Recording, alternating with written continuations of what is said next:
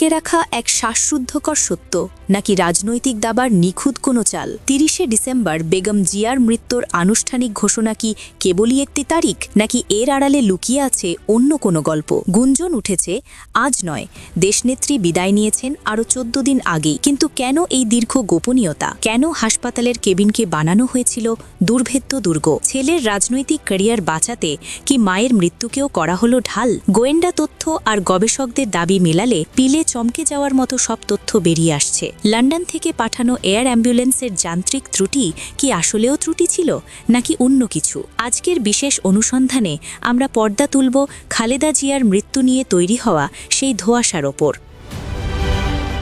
বাংলাদেশের রাজনীতিতে বেগম খালেদা জিয়া একটি অবিচ্ছেদ্য নাম। সম্প্রতি তার মৃত্যুর আনুষ্ঠানিক ঘোষণা আসার পর থেকেই দেশজুড়ে শুরু হয়েছে এক অস্থির আলোচনা। রাজনৈতিক বিশ্লেষক থেকে শুরু করে সাধারণ মানুষ সবার মনেই এক প্রশ্ন: তিনি কি আজই মারা গেছেন, নাকি দেশবাসীকে জানানো হলো আজ? বিশেষ করে মুনিরুল ইনসান এবং বিভিন্ন গোয়েন্দা সূত্রের বরাতে যে চাঞ্চল্যকর তথ্য উঠে এসেছে তা আজ আমরা বিশ্লেষণ করব। খালেদা জিয়া যখন জীবন মৃত্যুর সন্ধিক্ষণে, তখন কাতারের বাদশাহের ব্যক্তিগত এয়ার অ্যাম্বুলেন্স আসার কথা ছিল, কিন্তু শেষ মুহূর্তে তা বাতিল হয়। এরপর জার্মানি থেকে বিমান আসার খবর এলেও শেষ পর্যন্ত কোনোটি আলোর মুখ দেখেনি। সমালোচকরা বলছেন এটি ছিল সময় ক্ষেপণের একটি কৌশল, কারণ যদি মৃত্যু আগেই হয়ে থাকে তবে মৃত ব্যক্তিকে বিমানে করে বিদেশে নেওয়া আন্তর্জাতিক আইনি জটিলতার বিষয়।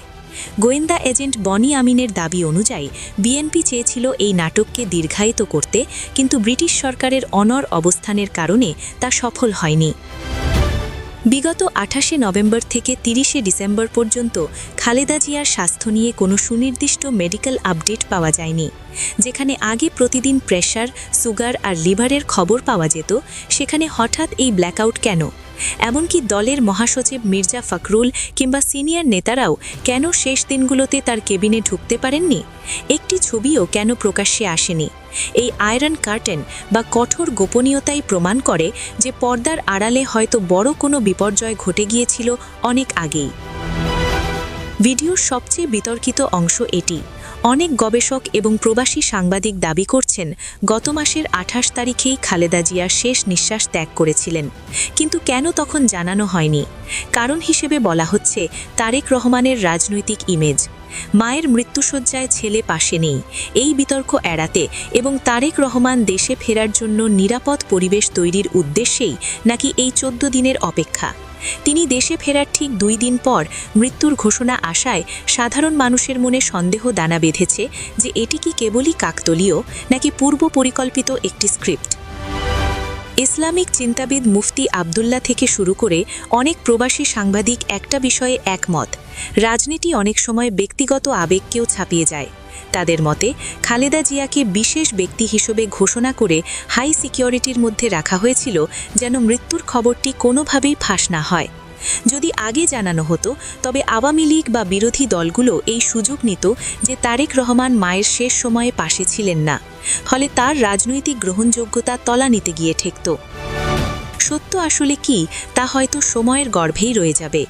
তবে একজন বর্ষিয়ান রাজনীতিবিদ এবং দেশের ৩ বারের প্রধানমন্ত্রীর মৃত্যু নিয়ে এমন বিতর্ক সত্যিই দুঃখজনক। রাজনৈতিক ফায়দা লুটতে কি সত্যিই এমন লুকোচুরি করা হয়েছে, নাকি পরিস্থিতির চাপে বিএনপি বাধ্য হয়েছিল এই গোপনীয়তা বজায় রাখতে? সুধী দর্শক, উপরের এই তথ্যগুলো বিভিন্ন গবেষক, গোয়েন্দা এবং সোশ্যাল মিডিয়া অ্যানালিস্টদের দেওয়া যুক্তির ওপর ভিত্তি করে সাজানো। আপনার কি মনে হয়, খালেদা জিয়া কি সত্যিই আজ মারা গেছেন, নাকি রাজনৈতিক কৌশল হিসেবে সত্যকে লুকিয়ে রাখা হয়েছিল? আপনার মূল্যবান মতামত কমেন্ট বক্সে জানান। আল্লাহ তাআলা মারহুমা বেগম খালেদা জিয়াকে জান্নাতবাসী করুন এবং তার পরিবারকে শোক সইবার শক্তি দিন। দেখা হবে পরবর্তী ভিডিওতে। ধন্যবাদ। দর্শক, বলছিলাম বেগম খালেদা জিয়ার মৃত্যুতে শোক প্রকাশ করছে বিভিন্ন দেশ থেকে। এর মাঝে অনেক দেশই আছে, অনেক দেশ খুবই গুরুত্বপূর্ণ, কিন্তু বাংলাদেশের যে রাজনৈতিক কাঠামো, রাজনৈতিক অবস্থা, সেই অবস্থানের পরিপ্রেক্ষিতে ভারত কি বলছে সেটা তার চাইতেও বেশি গুরুত্বপূর্ণ এই কারণে যে এই সময়ে এসে বাংলাদেশের সঙ্গে ভারতের যে রাজনৈতিক সম্পর্ক, সেই রাজনৈতিক সম্পর্ক যে নেই সেটা কিছুদিন আগে বাংলাদেশের অর্থ উপদেষ্টা তিনি স্বীকার করে নিয়েছিলেন যে ভারতের সঙ্গে অর্থনৈতিক সম্পর্ক আছে, বাণিজ্যিক সম্পর্ক আছে, কিন্তু রাজনৈতিক সম্পর্ক সেটাতে ঘাটতি আছে, সেই ঘাটতি পূরণের চেষ্টা করছে সরকার। তার মানে সরকারের সঙ্গে রাজনৈতিক সম্পর্ক নেই এটা বলা চলে। সেরকম একটা মুহূর্তে বেগম খালেদা জিয়া যখন মারা গেলেন, আগামীকালকে দুপুর 2টায় সংসদ ভবনের দক্ষিণ প্লাজায় তার জানাজা অনুষ্ঠিত হবে। সেই জানাজায় উপস্থিত থাকবেন ভারতের পররাষ্ট্রমন্ত্রী এস জয়শঙ্কর। এই তথ্যটা নিশ্চিত করেছে দৈনিক প্রথম আলো শিরোনামটা দেখে নিতে পারেন। সেখানে তারা বলছে খালেদা জিয়ার জানাজায় যোগ দেবেন ভারতের পররাষ্ট্রমন্ত্রী। সেই বিস্তারিত খবরে তারা বলছে যে বাংলাদেশের সাবেক প্রধানমন্ত্রী ও বিএনপি চেয়ারপারসন খালেদা জিয়ার জানাজায় যোগ দেবেন ভারতের পররাষ্ট্রমন্ত্রী এস জয়শঙ্কর। আজ বিকেলে পররাষ্ট্র মন্ত্রণালয়ের এক জ্যেষ্ঠ কর্মকর্তা প্রথম আলোকে এই তথ্য নিশ্চিত করেছেন। বুধবার খালেদা জিয়ার জানাজা অনুষ্ঠিত হবে।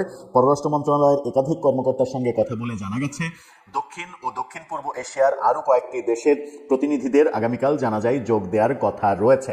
আরও অনেক দেশের অনেকেই আসার কথা, এখন পর্যন্ত কনফার্ম নয়। তবে এরই মাঝে আমরা জেনেছি যে পাকিস্তানের পররাষ্ট্রমন্ত্রী কিংবা সেই পর্যায়ের কেউ কিংবা একাধিক ব্যক্তি এই জানাজায় অংশ নেবেন, এরকম তথ্য জানানো হয়েছে। পাকিস্তানের সঙ্গে বাংলাদেশের বর্তমান সম্পর্ক মধুর সম্পর্ক, সেই প্রেক্ষিত তো আসতেই পারে, এবং পাকিস্তানের সঙ্গে বিএনপিরও খারাপ সম্পর্ক কোনোদিনই ছিল না, সেই কারণে সেটা খুব একটা গুরুত্বপূর্ণ নয়। কিন্তু যখন ভারতের পররাষ্ট্রমন্ত্রী আসছেন এবং বাংলাদেশের বর্তমান সরকারের সঙ্গে রাজনৈতিক সম্পর্ক যখন নেই, সেই না থাকা সত্ত্বেও ভারতের পররাষ্ট্রমন্ত্রী আসছেন, তার মানে এটাই দাঁড়ায় যে বাংলাদেশের বর্তমান সরকারের সঙ্গে ভারতের রাজনৈতিক সম্পর্ক না থাকলেও বিএনপির সঙ্গে ভারতের বর্তমান সরকারের রাজনৈতিক সম্পর্ক তৈরি হয়ে গেছে।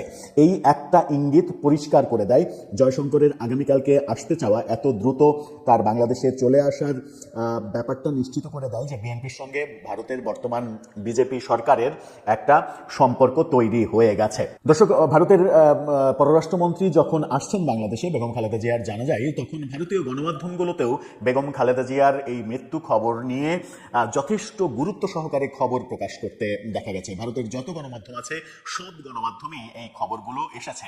ভারতের 2টি বাংলা গণমাধ্যম আপনাদেরকে দেখাতে চাই, ইংরেজি গণমাধ্যম সবগুলোতেই তো এসেছে, বাংলা 2টি গণমাধ্যম দেখাতে চাই। আনন্দবাজার যেটা বলছে, আনন্দবাজারের শিরোনামে তারা বলছে বুধবার দুপুরে স্বামী জিয়াউর রহমানের পাশেই খালেদাকে সমাধিস্থ করা হবে, 3 দিনের রাষ্ট্রীয় শোক এবং 1 দিনের ছুটি বাংলাদেশে। এই খবর যখন আনন্দবাজার বলছে, তখন এই সময়ই একটা তথ্যও দিচ্ছে এই খবরের পাশাপাশি। সেই তথ্যটা হচ্ছে খালেদা জিয়ার মৃত্যুতে শোক প্রকাশ, বাংলাদেশে স্থগিত ক্রিকেট এবং ফুটবল ম্যাচ। এই তথ্যটা কিন্তু বাংলাদেশের কোনো গণমাধ্যমে আমার চোখে পড়েনি। যেটা ঘটে গেছে আজকে, সেটা হচ্ছে আজকে বিপিএলে সিলেটে 2টো ম্যাচ ছিল, আজকের এই ম্যাচ কিন্তু স্থগিত করা হয়েছে। খালেদা জিয়ার মৃত্যুর কারণে এই ম্যাচ স্থগিত করা হয়েছে। এই সময় বলছে যে ফুটবল ম্যাচ ছিল, সেটাও স্থগিত করা হয়েছে। সুতরাং ভারতে কিন্তু খালেদা জিয়ার ব্যাপারটা খুবই গুরুত্ব পাচ্ছে। এই সব কিছু মিলিয়ে মনে হচ্ছে যে ভারতের সঙ্গে বিএনপির একটা সম্পর্ক তৈরি হয়ে গেছে, সেটা যেভাবেই হোক, এবং এই সম্পর্কটাই আগামী নির্বাচনে হয়তো কাজে দেবে এবং এটা একটা বড় প্রভাবক হিসেবে কাজ করবে। এই খবর যখন দিচ্ছি, জয়শঙ্কর যখন আসবেন, তখন প্রথম আলো আরেকটা খবরও নিশ্চিত করছে, সেটা হচ্ছে খালেদা জিয়ার মৃত্যুতে কংগ্রেস নেতা রাহুল গান্ধী তিনিও কিন্তু শোক জানিয়েছেন। বিরোধী দলের এই নেতা সামাজিক যোগাযোগ মাধ্যম এক্সে পোস্টে কংগ্রেস নেতা লিখেছেন, বাংলাদেশের সাবেক প্রধানমন্ত্রী বেগম খালেদা জিয়ার মৃত্যুতে আমি গভীরভাবে শোকাহত। তার দীর্ঘ রাজনৈতিক জীবনে তিনি বাংলাদেশের পথ চলায় অত্যন্ত গুরুত্বপূর্ণ ভূমিকা পালন করেছেন। রাহুল গান্ধী আরও লিখেছেন, আমি তার শোক সন্তপ্ত পরিবার, সমর্থক এবং বাংলাদেশের জনগণের প্রতি আন্তরিক সমবেদনা জানাচ্ছি। যদিও তিনি বাংলায় লেখেননি, বাংলাতে তো লিখবেনই না, ইংরেজিতে লিখেছেন। যেটা লিখেছেন তার বাংলা করলে এটাই দাঁড়ায়।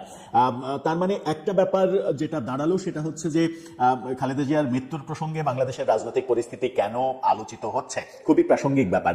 গত বছরে শেখ হাসিনা সরকার পতনের পরে একটা ব্যাপার মনে হচ্ছিল যে ভারতের সঙ্গে সম্পর্ক শুধুমাত্র আওয়ামী লীগের লীগের এবং শেখ হাসিনার, সেই অধ্যায়টা ধীরে ধীরে পরিবর্তন আসছে সেরকমটাই মনে হচ্ছে।